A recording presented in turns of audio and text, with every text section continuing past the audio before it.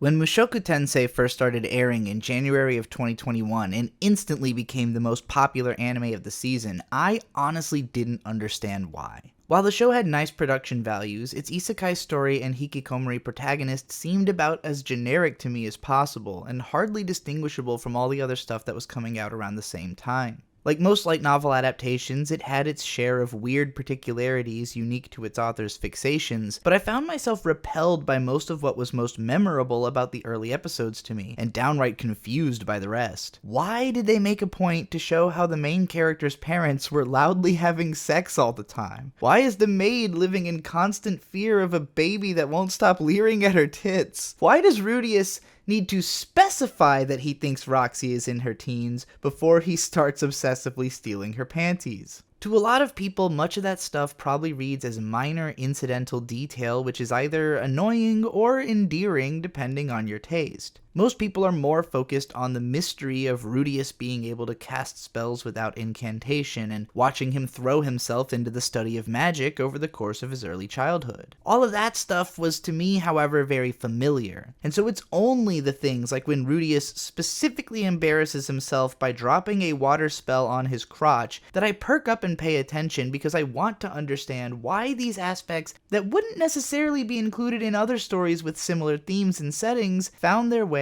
into this one. Those unique flourishes are to me what you call the entertainment value, beyond the mechanism of creating a functional story with which to explore your essential themes and characters. So if the part of the show that seemed to be the most intended to entertain me was falling flat, then it must just be that the show's not for me, right? Well, anime and light novels are the two mediums with by far the greatest impact on my life and career. And so when anime adaptations of light novels get made, I tend to flutter to them like a moth to the flame and usually get burned. What I saw as a major dilution in the quality of light novels chosen for anime adaptations over the past decade used to bother me immensely, as chronicled in no small number of videos on this channel. While the high production quality of its animation does put Mushoku Tensei above a lot of the crop just on its own, I've seen plenty of love put into adaptations that I didn't enjoy in the slightest, and so I had no real reason to think that I might come around on Mushoku Tensei, especially after I watched 9 whole episodes of it for my old anime discussion podcast Content and didn't warm up to it at all. Because I had watched those episodes with my husband-to-be at the time, who found them equally dismissible, I was surprised when Content co-host Best Guy Ever was actually into the show, and when I saw how much defense it was getting in the comments and on other places online. I had to admit that my difficulty in connecting with it had caused me to dissociate pretty heavily through a lot of what I had forced myself to watch of it. I used to get into a certain mentality sometimes where if I couldn't puzzle my way into a show because I was so distracted by all the weird incongruencies that I didn't fully understand, then I'd end up focusing my analysis on stitching all those 1,000 cuts instead of reaching right into the heart of the thing and ripping it out for examination. One of my favorite analytical writers that used to post on YouTube is Mr. B-Tongue, and in his amazing Django Unchained video, he explained that when there's something he doesn't understand in a piece of media, he tends to hyperfixate on that as a keystone to unraveling how to understand the rest of it. Now, if you're a fan of Mushoku Tensei, you might be thinking that there's not really that much to unravel, because the appeal of the show was probably solidified for most viewers by the end of episode 2, when we watch Rudius overcome his fear of crossing the threshold of his home, which had been based on his high school trauma of being tied naked to the school gate. Mushoku Tensei is more than anything a show about people attempting to overcome their traumatizing past in order to establish a new life and continue to grow. Now, I can't speak for the original web novel or its light novel and manga adaptations, but the anime version of Mushoku Tensei doesn't go into a whole lot of detail about Rudius's past in its first 2 parts. We don't know a ton about his upbringing other than that he had a bright start as a kid, got into computers and fell behind in his studies in high school, and then got traumatized so hard in one fell swoop that he cooped up for 20 years, until the death of his parents led his brothers to finally force him into the street, and his attempt to save some teens from getting hit by a truck got him isekai'd. There is just one detail in the description of his past trauma that did stand out to me for its specificity, which is that the other kids all called him Pencil Dick while he was tied up naked to the fence. So it's probably fair to say that a lot of his insecurity in life came as a result specifically of this cataclysmic attack on his sexual capability. My Mr. B-tongue detail in the case of this show is that Rudy's parents cannot stop loudly boning in the house for the first 4 or 5 episodes, to the point that the 4th episode is entirely centered around his dad getting both the wife and the maid pregnant at the same time. But we'll come back to that scenario momentarily. As a light novel author myself, and someone who usually tries my hardest to understand where a creator is coming from with the ideas they put into their work, I really had to ask myself, what is the wish fulfillment fantasy of having had parents who were openly fucking in the house all the time? The answer is sexual normalization. It hadn't made sense to me until I paid attention to the one detail of Rudy's backstory and realized that the entire point of this whole show isn't just getting a do-over on being a decent person, but most especially a chance to rebuild your relationship with sexuality into something reasonable by the time of adulthood. Whether you feel that Rudy is worth rooting for in spite of his awkward personality or not, the point of the show is to create an evolution in his thinking and behavior that allows him to have healthier relationships and address parts of his development which have been arrested since childhood. Speaking personally, I know that a lot of my involvement in anime culture has been the result of my complicated relationship with sexuality over the course of my life. Growing up, I refused to talk about attraction or sex with anyone until I was in my late teens, and then almost exclusively with older women online when I did. Nevertheless, I started having a relationship with pornography and masturbation from age 7 or 8, and by my teens was starting to hate myself and feel like I was going insane because I could only look at lesbian lolly porn and refuse to look at anything with penis in it. My relationship to sexuality became incredibly toxic because I couldn't find anyone in a similar situation to myself that didn't hate themselves just as much, because there was no one out there offering a reasonable explanation for these feelings. My own light novel series, trapped in my own shitty light novel after killing myself so I might as well court the hot-ass goddess that summoned me, leans heavily into psychosexual exploration, and so that's definitely something I look for in projects like this where some aspect of sexuality is core to the narrative. But the take on sexuality here ended up being so different from mine or what I was prepared to think about at first that a lot of the point had gone over my head. It was only on a second viewing that I started to connect with the ideas the show is playing with, even if I still don't always love the execution of individual episodic storylines. Rudy's isekai parents are actually as close to my real parents as I've ever seen represented in anime. When I was growing up, they were both very attractive, obsessed with one another, and relentlessly horny in a way that they couldn't cover up, even though they were also trying to be very coy about sexuality. The only reason I was never able to talk to or connect with them on the subject is that I've been dealing with gender confusion my entire life and never had any idea how to communicate about it or had anyone around me dealing with anything similar until I was on the internet in my 20s.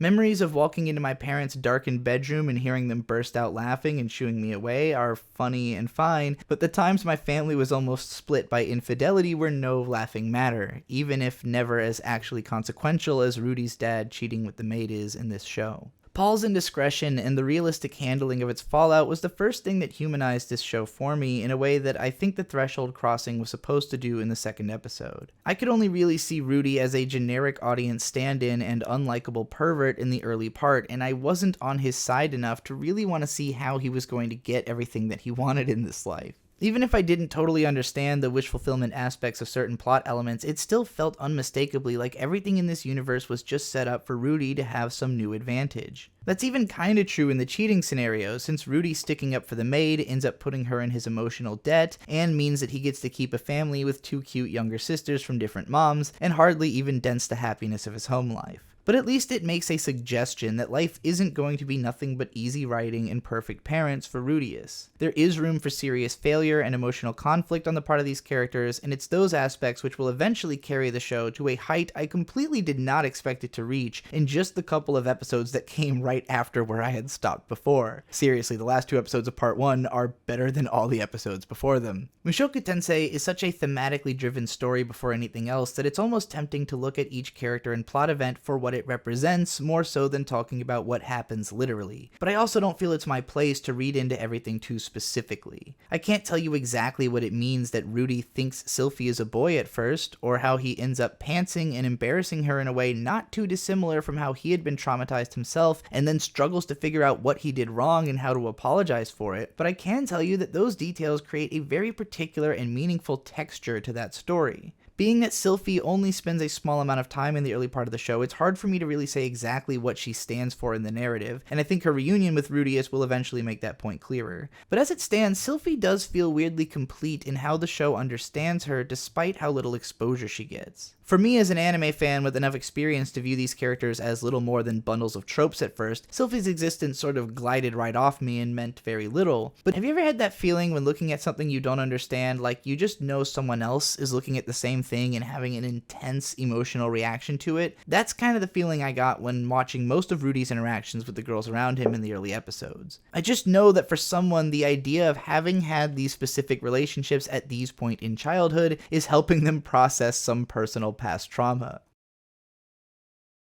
Rudy's relationship with Eris makes a lot more sense to me, even if it's uncomfortable in the way that he starts having romantic ideations for her when she's like 10 and he's like mentally pushing 40 at this point. If any of the people around, like Eris's father, who think that he's just a really advanced kid at the same age, were actually aware of his true identity, they would almost certainly recognize this as child grooming, instead of basically going out of their way to set these two up as a couple together. After a few years, when she started falling for him, Rudius tries to have sex with her when she's literally 12, and she makes him wait until she turns 15, at which point, later into part 2, they do in fact have sex. Now, before I get a bunch of shit from the hardcore anime viewers in the audience, I want to clarify that I don't consider this to be a problem with the show, per se. It's a problem with the character, and even then, not in the mechanical sense, but in the sense that he's a problematic person, and that's the point. All things considered, I'm not going to complain that a mentally 40-something-year-old man had sex with a 15-year-old girl in a dark medieval fantasy setting. Age of consent arguments aside, I'm just glad she wasn't raped. Ignoring the fact that Rudius has an older man's conscience, it isn't unusual for a couple of 12-year-olds to try and have sex, and it's actually very mature of them to realize they aren't ready and set a date for the future to reconvene. Eris has been with Rudy for 7 years by the time they actually do have sex, and their relationship is very healthy by the time they're in their mid-teens and through most of season 2. Their very active lifestyle and involvement with political families has given them a lot to be trained and prepared for, and Eris develops resolve vastly beyond her years, as she is even readier than Rudius to realize the likely elimination of her family in the time that it takes them to get home after the big teleportation incident that kicks off the plot at the end of episode 8. If I had known then what I know now is a sentiment that I'm sure we've all felt about a part of our past that we could have done better. For some of us, getting trapped in our past mistakes makes it feel like we've never actually progressed beyond them as people. When I was in my 20s, I spent a lot of time thinking and fantasizing about how my life could have been different if I had been in different circumstances or had a different mentality about approaching life growing up. I witnessed so many scenarios in media which seemed like something that I could have, would have, and should have done instead of whatever I did, and wondered how I might have ended up if I had ever done it differently. It felt like parts of me were trapped at different points in my life, where instead of anything that I could have later remembered fondly, I had cooped up in misery, unable to figure out what I wanted or how to get a hold of it. When I was in my 20s, watching something like a really beautiful high school romance let me go back and reconnect with who I was at that time, and then take them on a different path and let them figure out what they could have had. Funnily enough, I think the people most drawn to writing are the people that have the most trouble communicating normally. For whatever reason, our thoughts are too chaotic or complicated to explain forthrightly, and so we have to put them into a structure that we can look at from the outside and analyze to fully understand what we're thinking. When I reread my own writing, I get even more perspective on what I'm trying to say, and often find the seed of the next thing that I need to say inside of that. Otaku media and light novels in particular tend to appeal to people whose communication is so distant that they need to be met right where they are at in order to be led into connecting with something. We never really learn what exactly Rudius was doing in his room for 20 years, but the show seems to suggest that he pretty much didn't change in any way other than becoming more tired and defeated over time. When I think of being in my room, I think of being online and therefore on social media, and so I don't tend to think of it as necessarily a exceedingly lonely experience, but I don't get the sense that this is how Rudy was living. I think he was mostly playing video games alone and communicating with no one. At the very least, the series does not make any cultural or intellectual references that go beyond the realm of anime and gaming tropes and a high school level education and decent IQ level of rational thinking. If Rudius had been 15 or 25, I don't think it would have changed that much about his character other than just how pathetic and distant he comes across to the audience. When we know that a 30-something is having this much trouble keeping his mind under control, it gives the impression that the show is trying to tell us not to think of this as actually a fully grown adult, but actually as a suspiciously learned child, which is exactly how everyone in-universe sees Rudy as. To a degree, Rudy is trying not to seem overly advanced for his age and draw suspicion, but by the time he's in his teens, there isn't that much discrepancy between his capability and what's being expected of him. It doesn't take very long for us to hit the point where his accelerated growth and early advantages don't seem so significant as to keep him from needing to grow a lot more to compete with his adversaries. In actuality, I think the whole first part of Mushoku Tensei can be summarized as Rudeus catching up to his own mental age physically by filling in the gaps of what was missing to make him ready to be a person by that point the first time. Getting into magic is initially presented as the reason Rudy can succeed and give his all to life in this world, because he loses himself in passion for it after realizing his aptitude. But these events actually aren't that different from his original childhood. He was already gifted the first time, and already became passionate about something to the abandon of everything else when he was into computers. It's just that those talents didn't end up having enough application in his life to benefit him in the long run, and all the other stuff that he got hung up on psychosexually kept him from making any progress. It's all that other stuff that actually made things different. The close relationship with his parents, the normalization of sexuality that came from hearing them fuck all the time, the reconciliation of his own negative effects on others like perving on the maid or pantsing Sylphie, and eventually the development of a very natural long-term romantic friendship that carries him all the way to the cusp of adulthood. When Eris leaves him to go on training at the end of the second arc, the heartache spiral that he goes into is exactly that of a 15-year-old who just lost his first girlfriend, reconnecting him to where he was when he first suffered feelings of abandonment at that age in his original body. It's how Rudy moves beyond this point that defines the different person that he has become in this life, and could be seen as his first true step forward into that life.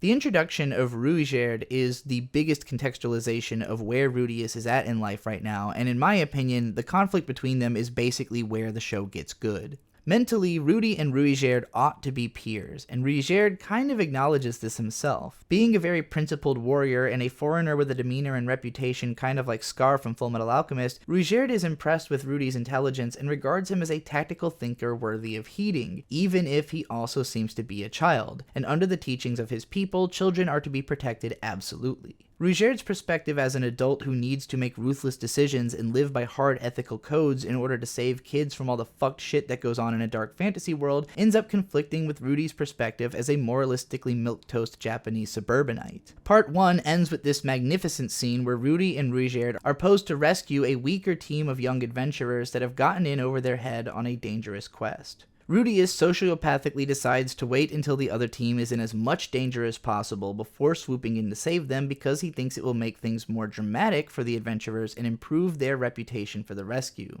Ruigerd protests, but Rudy makes him wait just long enough for one of the kids to get promptly ripped in half by one of the monsters. It's right here that Rudy is punched in the face with his own naivety and childishness and truly has to appreciate how much more of an adult the instinctually driven Ruigerd is compared to his storybook expectations of reality. Part 2 of Mushoku Tensei becomes more of an acceptably standard dark fantasy adventure story with a couple of highlight moments that I want to touch on. If any moment connected with me instantly on the visual level in this show, it was the arrival to the Beastmen village of Doldia, which looks exactly the way that I described the Beastmen village of Jimbali in the second volume of my aforementioned light novel series, Kusomega. Obviously, Mushoku Tensei came first as a light novel, and obviously both of us were pulling from pretty standard genre tropes in our creation of such a place, but the fact that the Beastmen and their village, and even aspects of their story, are so incredibly similar between both light novels, I really feel the need to investigate how we could have come to the same conclusions independently, considering that I've never consumed any other version of Mushoku Tensei before seeing the anime in 2022, and I wrote Volume 2 of Kusomega and released it in 2020. My mental image of the Beastman village comes largely from the way that tree villages were presented in Spyro the Dragon. I have a bunch of images in my head from stuff like The Lord of the Rings, The Legend of Zelda, and the Tales of series of elfin villages in the woods, but not a lot of them particularly laid out with wooden bridges connecting cottages. I know that various MMORPGs and even Crosscode, which is an ARPG set in an MMORPG, have settings that look like this, but I can't pull one to mind specifically that's inhabited by beastmen. The presentation of Beastmen in my story is probably most directly influenced by Rising of the Shield Hero, which started on Shoshitsu ni Naro around the same time as Mushoku Tensei, so I'm not sure which came first or if they were both ripping off something else. ReZero was also a pretty major influence on my light novel and has some similar Beastman themes, but no forest villages. I can't say I'm surprised that I'm not the first person to specifically envision a Beastmen village just like this, but the fact that I can't remember anything as exactingly similar in media to what I wrote as what we get in this show really blew my mind. Just look at this 2-page comic based on my storyboards, which I commissioned from artist Neverpaint in 2020 for the physical release of Kusomega, which is still in development,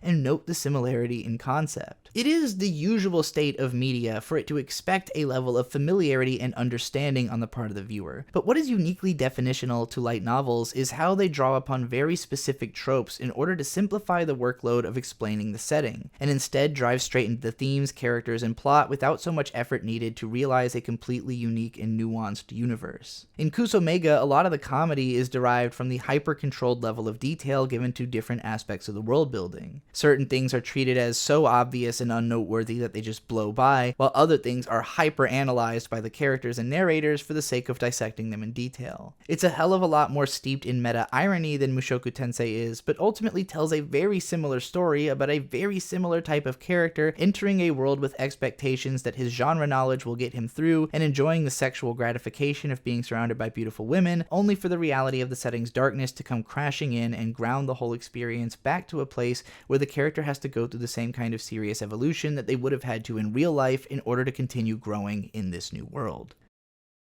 There are times in Mushoku Tensei when the presentation of storylines is a little too quick and dirty for my taste. The whole idea where Rudy and Eris's dad stage a fake kidnapping to try and scare her into being less of a brat was ridiculous, while, say, the whole bit where Rudy is captured and rescued by different asshole noble brothers was so out of left field and weird in its details that it almost became endearing. It was a rocky experience for me all around, with some incredibly engaging episodes and others that I struggled to pay attention to, but I want to highlight just the 3 best episodes of part 2 before I wrap up this video. I don't want to get overly speculative about the author of the original novel, but I would be shocked if the events of the mid-season didn't come after some kind of reconciliatory event between him and his parents in his personal life, maybe after having achieved some kind of success through publishing these light novels. One of the most exciting things about long-running stories of growth is how the authors strive to grow themselves in order to tell better stories sometimes, and I can feel the sense of wanting to be more responsible as a person seeping through the way that Mushoku Tensei tells its story.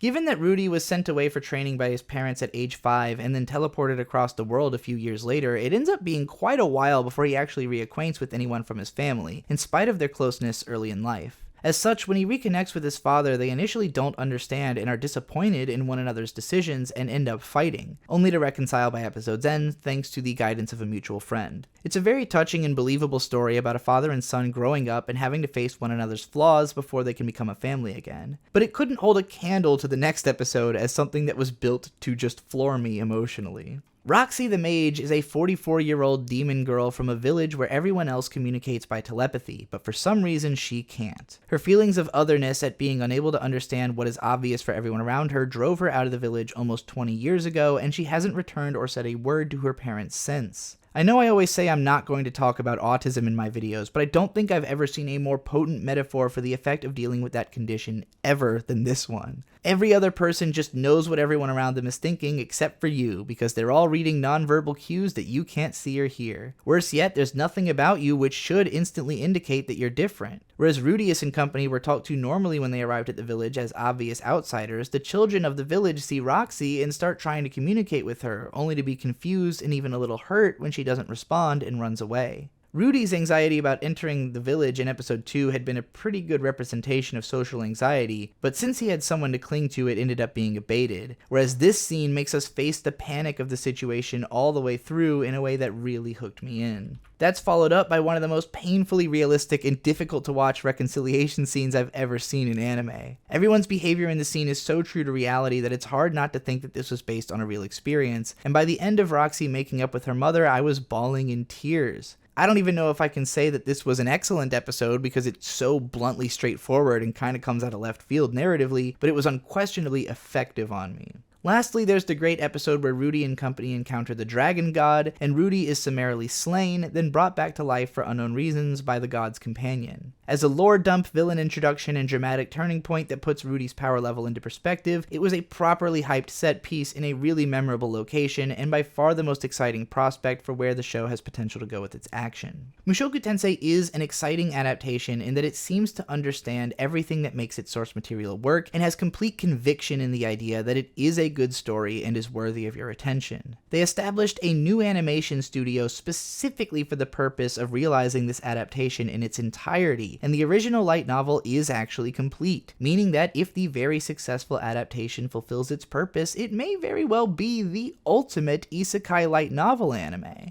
I like the show, but I don't love it like I do Log Horizon or Konosuba, though I think it has a lot of potential and is a hell of a lot more interesting than most of the genre just by virtue of the confidence it expresses in trying to make a point with its story, whereas most others just sort of meander through genre tropes looking for their own message or get totally lost in convolution like ReZero. I'm giving a light 7 to the first part of Mushoku Tensei and a strong 7 to the second part, with hopes to see it just get better from here on out. Ruggierd is the best character and pretty much brought the show to life for me with his relationship to Rudius, and I ended up really liking Eris once she was in her teens and mellowed out just enough to be my favorite kind of badass energetic tomboy. Even Rudius was kinda hard to hate after he had faced all the actual hardships of the demon continent and started thinking more with his heart and less with his dick. Paul dealing with alcoholism and Roxy dealing with autism made them memorable characters, and there's a lot of potential for characters like Sylphie or Rudy's sisters to come into their own later into the show as well. I think this show isn't for everyone, as light novels usually aren't meant to be in the first place, but it's hard to imagine that someone with an inclination towards isekai stories would balk at this one